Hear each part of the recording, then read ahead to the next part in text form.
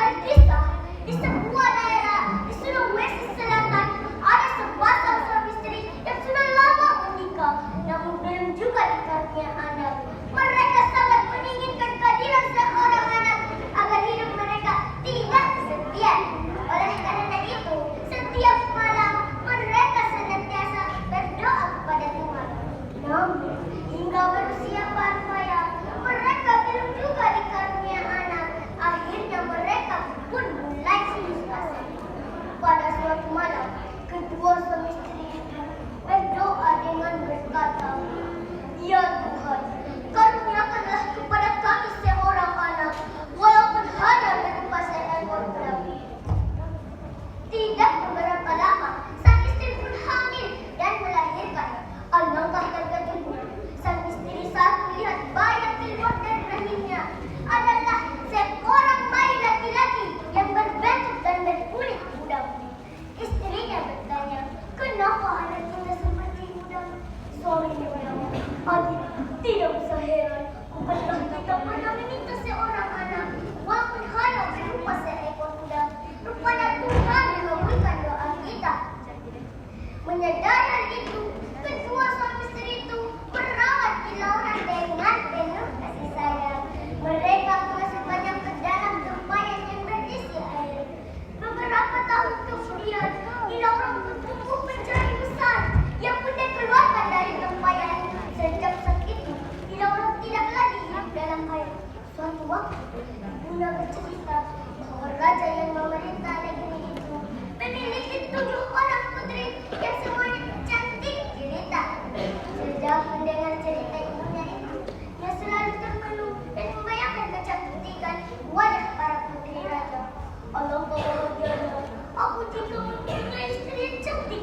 Tak mungkinkah aku dapat menikah dengan putri raja dengan kondisiku seperti ini? Tanya Kilauran dalam hati.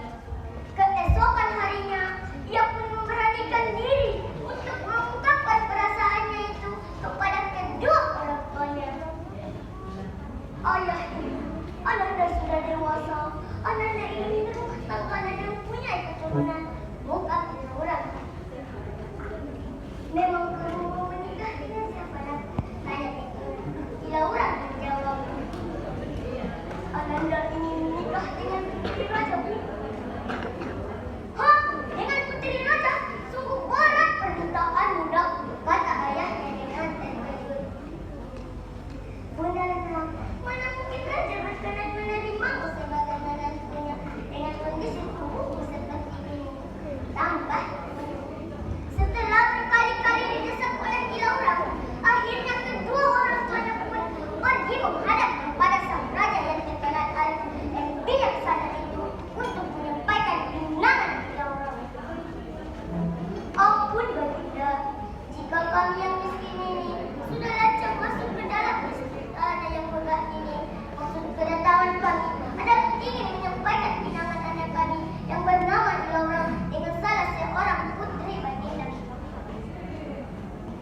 Mendengar penjelasan itu, sang raja pun tersenyum, bangun sambil mengelus-elus jenggot yang sudah mulai menguning.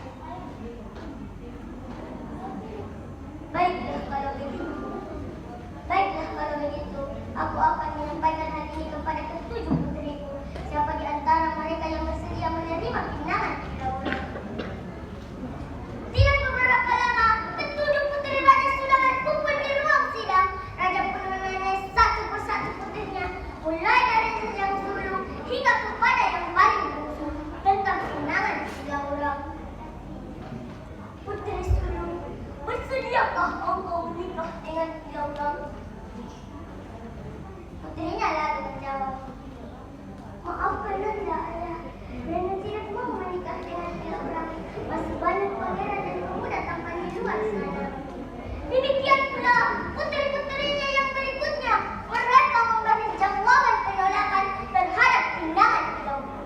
Akan tetapi, ketika pertanyaan itu ditujukan kepada si bungsu, ia pun menjawab, "Ampun Ayahanda, jika Ayahanda berkenan, Nanda bersedia menikah dengan Kilauran." "Baiklah putriku, Ayahanda akan merestui kalian. Pesta pernikahan kalian akan kita langsungkan 3 hari lagi."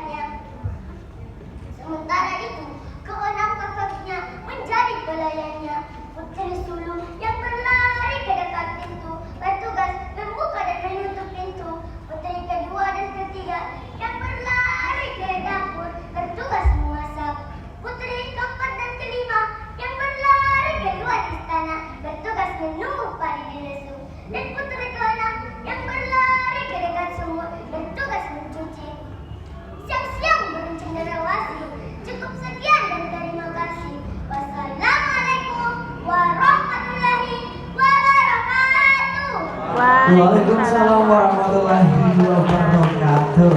Oke, terima kasih. Kembangkan anak bangsa, semangat, semangat, semangat, luar biasa. Luar biasa. Semangat, semangat, semangat. Sini dulu ya. Oke. Bagaimana? Sudah lega? Sudah, alhamdulillah ya. Baik, Dewan Juri mungkin kembali silakan untuk dapat melakukan pertanyaan lagi. Berapa lama itu sampai bisa dihafal begitu tadi naskahnya, latihannya? Berapa lama dihafal ini? Pelajari materinya. Lupa saking lamanya ya. Dibaca ya, sambil dibaca, dihafal begitu. Iya. Atau diperdengarkan sambil dihafalkan. Siapa yang ngajarkan tadi itu yang gerakan-gerakannya? Berlari. Berlari. Mama. Mama. Mama, mana mamanya ini? Oh.